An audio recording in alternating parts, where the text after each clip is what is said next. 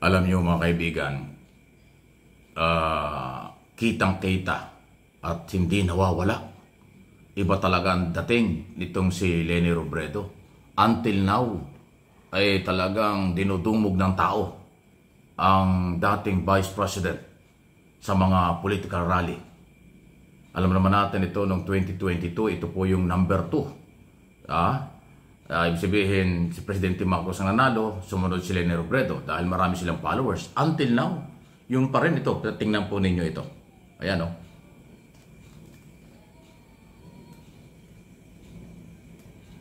Ayan o yung rally nila.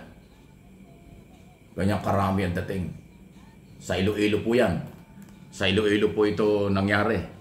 Isa lang po ito sa mga lugar na pinupuntahan ni Leni Robredo or na-organize na mga supporters, followers nila, okay, ng Piklawan-Dilawan ngayong pong papalapit ng eleksyon. Kaya ko po pinakita yan, kaya ko po sinasabi ito at ginawa kong topic, nagpapatunay lang po na dahil ang Piklawan-Dilawan, ayan o, grabe ang tao, punong-puno po yan. Ayan o. Ayan o. Ang grupo po ng Piklawan-Dilawan Liberal Party, hindi po kasi bumabanat ng personal sa administrasyon kay Pangulong Marcos at sa First Family. Puro issue lang. Constructive ang kanilang criticism or kanilang mga pagbabantay ay galaw na talagang lehitimong oposisyon. Nagbibigay sila ng idea kung anong maganda para makatulong sa administrasyon at sa taong bayan, pero hindi sila namimersonal o hindi sila oposisyong sobra ang batikos. Malayong-malayo ito sa kampo ng Duterte team or Duterte camp. Okay? At kaya ko po ito pinapaliwanag kasi maliban doon sa Iloilo, may mga iba pang pinuntahan si Leni Robredo at parang nagpapahiwatig ng unity for 2028. Hindi ko alam kung anong plano niya. Pero dahil nagpapahiwatig na parang pagkakaisa, yan po yung pinakamagandang susi talaga eh. Dahil alam naman natin itong unity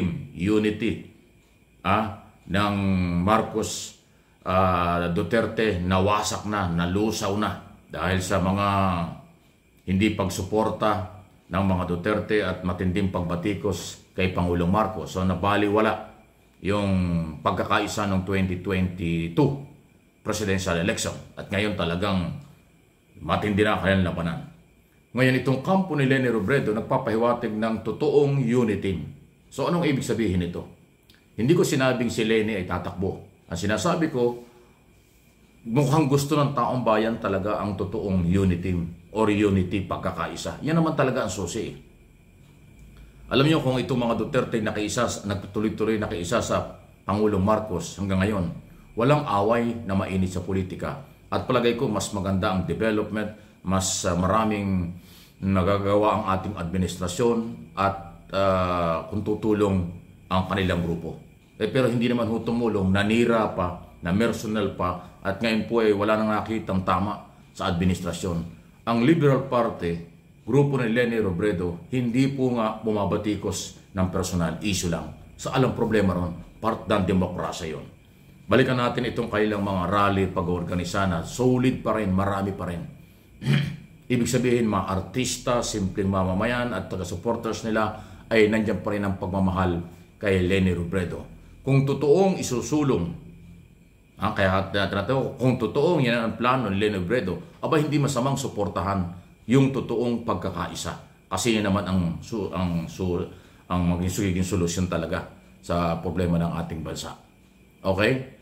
Kung halimbawa lang, ang Liberal Party makikiisa sa administrasyon ni Pangulong Marcos, okay?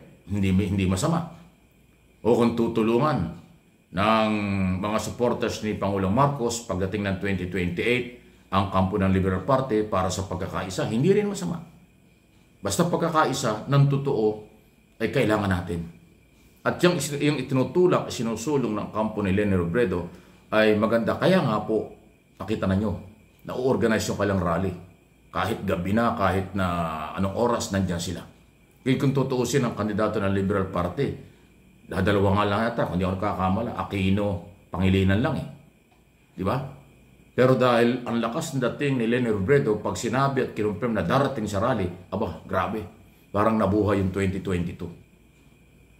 At malayong malayo kung ikukumpara natin ito sa mga ino-organize na rally ng Team Duterte.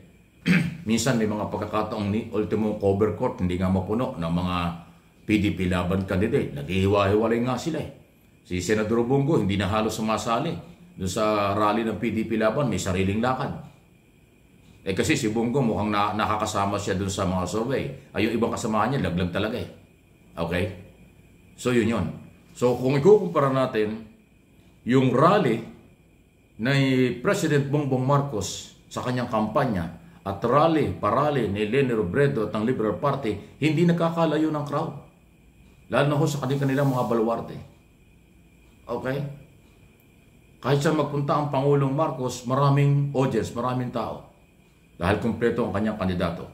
Itong si Leni Robredo, ganoon din. Kahit dadalawa ang kanyang kandidato, marami siyang audience, marami silang followers, marami pa rin nagmamahal kay Leni Robredo. Kasi very professional ang former Vice President. Inargabyado, pinersonal ni Duterte ng mga panahon nila. Noong ngayon, sa ilalim ng lumaban sa eleksyon, nung matalo, tinanggap niya. Ngayon, under Marcos administration, wala akong nakitang negatibo o anumang sinabi laban kay Pangulong Marcos. Ang kanyang ginagawa na pagtulong, kawang gawa. Anumang kalamidad meron, typhoon o kung anumang meron, tuloy-tuloy ang kanyang pagtulong. Kaya mabango pa rin siya sa mamamayang Pilipino. Siguro yun nga yung magiging daan sa unity na pangkalahatan. Hindi masama yan. Kung sa 2028 ay buhayin ang totoong unity na may prinsipyo, di maghihiwalay sa kampo ng mga oposisyon ng Liberal Party at susuportahan ng iba, hindi po masama. Karapatan nila yan. Okay? So, tatlong grupo kasi yan eh. Marcos Administration, campaign, Leni Robredo, Liberal Party campaign, at yung Duterte team. Malayong malayo ang Duterte team campaign kung ikukumpara mo sa administration at sa opposition. Ibig sabihin ang mga Pilipino marunong na. Alam nila ang issue lang kaysa sa mga personal. Ang personal na topic, personal na issue, mga below the belt na mga batikos, nagsawa na ang tao dyan.